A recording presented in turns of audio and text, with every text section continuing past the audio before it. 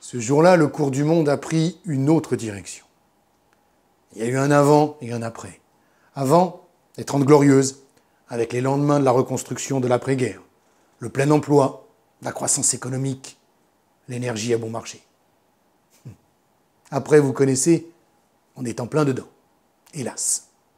Revenons donc à ce jour-là, 6 octobre 1973, début de la guerre du Kippour, que le monde arabe appelle guerre du Ramadan. Un conflit qui va durer du 6 au 24 octobre et qui oppose Israël à une coalition menée par l'Égypte et la Syrie.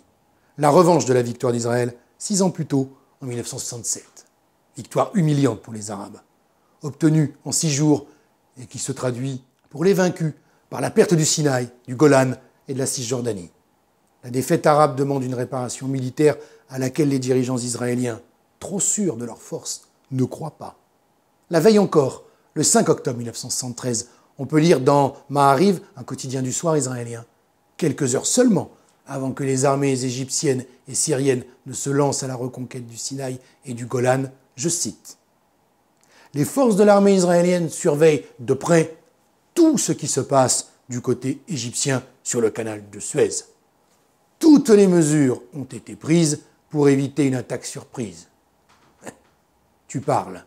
La victoire éclair de la guerre des 6 jours en 1967 a endormi la vigilance des Israéliens, qui craignent plus les attentats des fédayines palestiniens que les menaces militaires de leurs voisins arabes divisés. D'ailleurs, pourquoi s'affoler? Les musulmans sont en plein ramadan.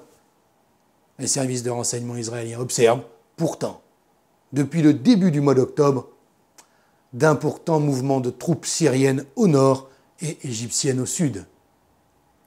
Israël et ses alliés vont devoir très vite sortir de leur bulle, en urgence et en catastrophe. À 4 heures du matin, le Mossad et la CIA apprennent que les Égyptiens et les Syriens vont, ce jour-là, le 6 octobre, partir simultanément à la reconquête des territoires occupés par Israël depuis 1967. Selon leurs informations, les opérations commenceraient le jour même, à 18 heures. Le Premier ministre israélien Golda Meir et son ministre de la Défense Moshe Dayan sont tirés du lit. La nouvelle les plonge dans la stupeur et l'incrédulité.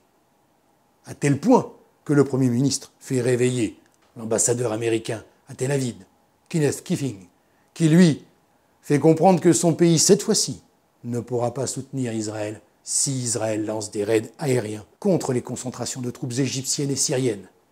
Et oui, l'histoire est en marche. Elle va aboutir très vite à ce que vous, nous, connaissons. Le premier choc pétrolier. L'OPEP décide d'augmenter de 70% le prix d'un baril de brut et de réduire la consommation. Un autre monde est en train de naître, le nôtre. Ce jour-là, le début de la guerre du Kippour. Un jour clé à découvrir ce mois-ci dans Historia.